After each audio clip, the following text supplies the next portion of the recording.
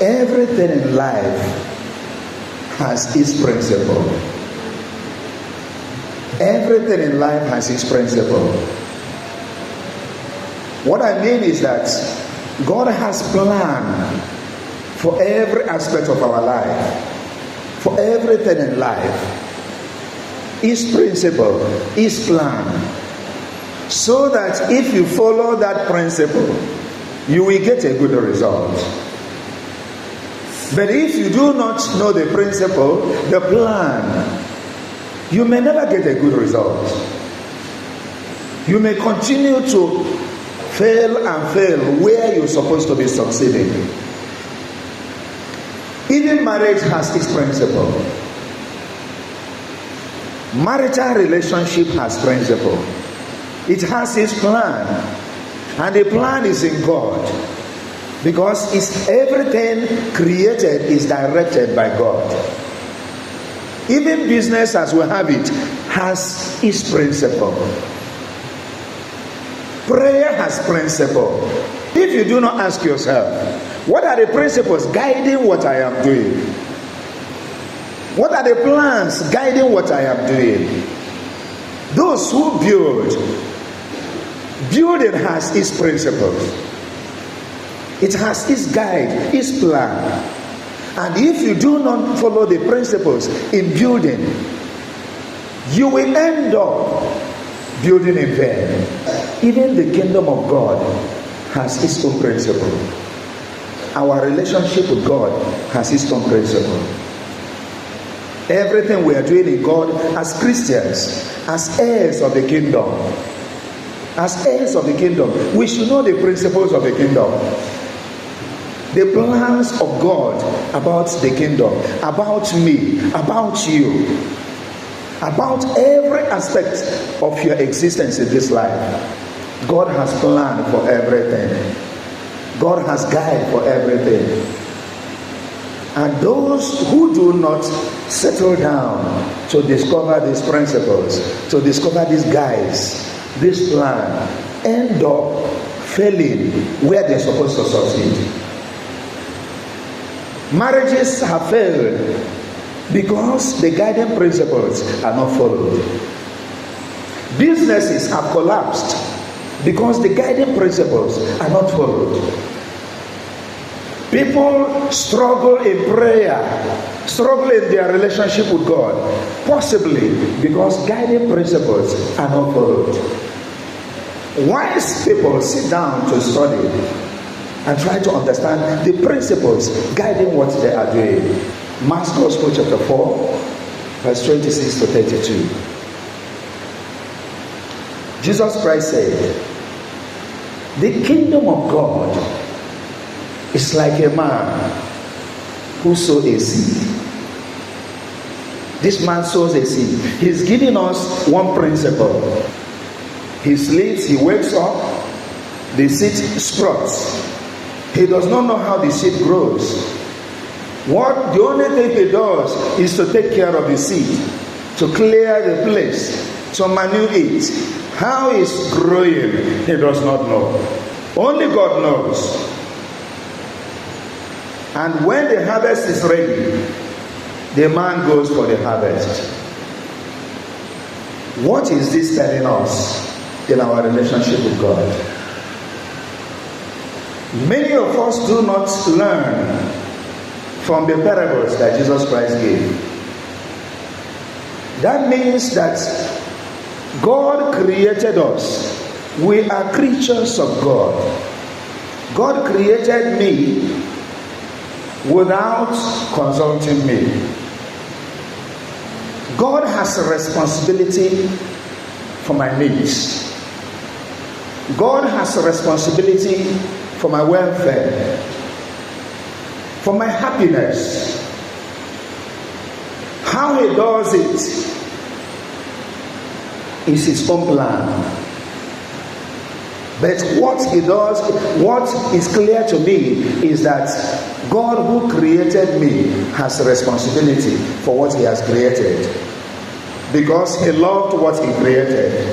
He said, "Let us make man in our image and likeness." Let him resemble us. Let him be like us. For his pleasure, he created man. Without consulting us, he created us. That man who planted the seed does not know how the seed grows. If you understand that parable, you will know that your life is in God. Your life is in God. Because he created you. Your sustenance is in God. Because he created you. Your protection, your security is in God. Because he created you.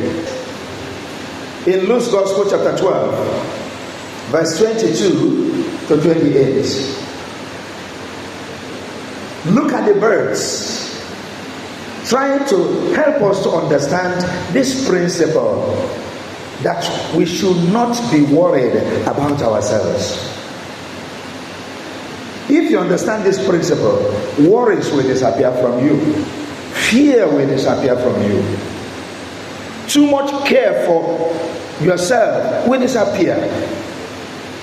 He says, look at the birds. They don't have farm. They don't have barns. They don't farm. But your Father provides for them. Don't you know that you are worth much more than the birds? He said, that is why I said, do not worry. Because you are much more valuable than the birds. Do what you're supposed to do and leave God to be God about your life. Present yourself always in prayer to him. However he does his work, it's not your business. When you want to go off for business, how you even make your gains, it's not even your business. How it will come, how business grows, it's not your business. What is your business is to do what you're supposed to do. Present yourself to God in prayer and commit your business proposals to him. Understand also the principles in that business. Do all the clearing and all the manuing you're supposed to do in your business. Do all the survey and leave the rest for God. You may not know how that business is growing, how your life is growing. It is God that does it. It's God that gives you sleep. It's God that cares for you. When it turns to you giving yourself sleep, that means you are doing God's work for him. Our challenge is that most of the things we worry about is not even our needs. I said here that God is responsible for my needs, and God is responsible for your needs. But we don't even know the difference between needs and wants. And what disturbs us in life is not even our needs, but our wants. What keeps us sleepless night is our needs, is our wants, not our needs. What keeps us fighting, restless, insatiable, is our wants, not our needs. Yes, God knows that you must clothe yourself. And it is his responsibility to clothe you. But it is not his responsibility to buy the finest pair, the best shoe in town. He knows that you will wear shoe.